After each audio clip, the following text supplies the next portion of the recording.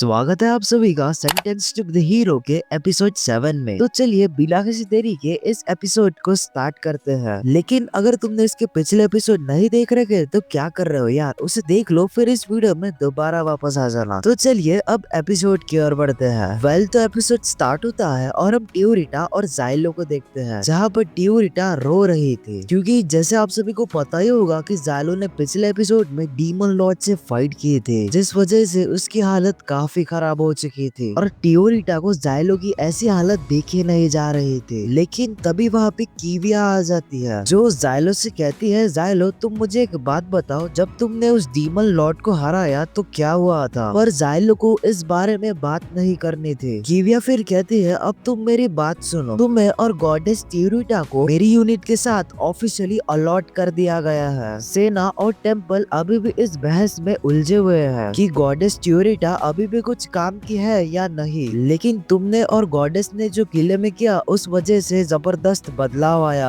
Xylo मैं चाहती हूँ तुम ऐसे ही गॉडेस की रक्षा किया करो। जाइलो फिर कहता है, हम बहुत दिनों से फ्रंट लाइन की ओर ही लड़ रहे हैं, तो हमें फ्रंट लाइन से अब दूर जाना है ताकि हम आराम कर सके। लेकिन कीविया जाइलो से कहती है, तुम्हें गॉडेस ट्यूरिटा की इस शहर में रक्षा करनी होगी। तो बेसिकली ट्यूरिटा को कुछ लोगों का ग्रुप मारना चाहता है क्योंकि वो ट्यूरिटा को 13 गॉडेस के रूप में स्वीकार नहीं करना चाहते। और यहाँ पे तो ट्यूरिटा काफी खुश हो रही थी क्योंकि जाइलो को उसे प्रोटेक्ट करना होगा, यानी यहाँ पे लड़की की जान पे बनी है तो भी वो खुश हो रही है। खैर अब क्या ही कर सकते हैं। फिर यहाँ से सीन चेंज होता है और हम जाइलो और ट्यूरिटा के पास एक लड़के को देखते हैं जो जाइलो से कहता है, मैंने सुना है तुमने कुछ डीमन लाइट को हराया है। मैंने उन तीनों डीमन लॉर्ड के बारे में सुना है जिनका तुमने सामना किया है। सुनकर ऐसा लगा कि ज्यादातर काम डोटा और नॉर्गल ने किया है, लेकिन मैं ये मानने को तैयार हूँ कि इस सिल्विस को तुमने ही मारा था, हालांकि 2 को मैंने भी मारा था। जाइलो फिर कहता है, तुम कुछ ज्यादा ही फेंकते हो, राइनो तुम्हारे साथ फ्रंट लाइन पर था। फिर वो लड़का कहता है, वो किसी का कहना नहीं मान रहा था, इसलिए वो कुछ समय के लिए जेल में ही रहेगा। और जाइलो तो ये सब सुनकर थोड़ा शौक में आ जाता है क्योंकि जो बंदा ऑलरेडी हीरो है उसे जेल काटने की सजा मिली है। लाइक हीरो बनना ही एक बहुत बड़ी सजा है। खैर अब एपिसोड की ओर बढ़ते हैं। उस लड़के के बातों को सुनकर ट्यूरिटा को यहाँ पे गुस्सा आ जाता है। ट्यूरिटा फिर कहती है, तुम मेरे नाइट से ऐसी बातें तो नहीं कर सकते। फिर वो लड़का कहता है, तो आप ही हो गॉडेस, मैंने सुना है कि आप डोटा को मिली थी। क्या बात है जाइलो, एक बच्ची तुम्हारी रक्षा कर रही है। और ये सब सुन के ट्यूरिटा तो काफी फ्रस्ट्रेटेड हो जाती है। जाइलो फिर उस लड़के से कहता है, डोटा ने गॉडेस को चुराया है, ना कि उसे वो मिली है। फिर वो लड़का कहता है, मैं ये सब तो नहीं जानता, अब मुझे तुम स्क्रिप्ट दो। जाइलो फिर इस लड़के को पैसा देता है और वो वहाँ से निकल जाता है। तो बेसिकली इस लड़की का नाम जेस है, जिसे हीरो यूनिट का ड्रैगन भी कहा जाता है। ये बंदा ड्रैगन के लिए कुछ इलीगल चीजें उगाता था और उन्हें बेचता भी था। और वही बंदा यहाँ पे ड्रैगन लवर है और वो ड्रैगन को आजाद कराने के लिए सेना के खिलाफ था। और ये बंदा नोबल फैमिली से बिलोंग करता है और ड्रैगन्स का भी ये बंदा फेवरेट है, जिस वजह से इस बंदे को हीरो बना दिया गया। फिर जाइलो के पास यहाँ पे वेनिटिम आता है, जिसे जाइलो बहुत बुरे तरीके से फेंकता है क्योंकि जाइलो के मना करने पर भी उसने मस्ती बोल्ट के सैनिक की मदद ली थी। वेनिटिम फिर कहता है, मुझे तो ये सब फ्रांसी ने करने को कहा था और उसने मुझे कहा है कि उसे तुमसे मिलना है। तो बेसिकली फ्रांसी जाइलो की फियांसे हुआ करते थे।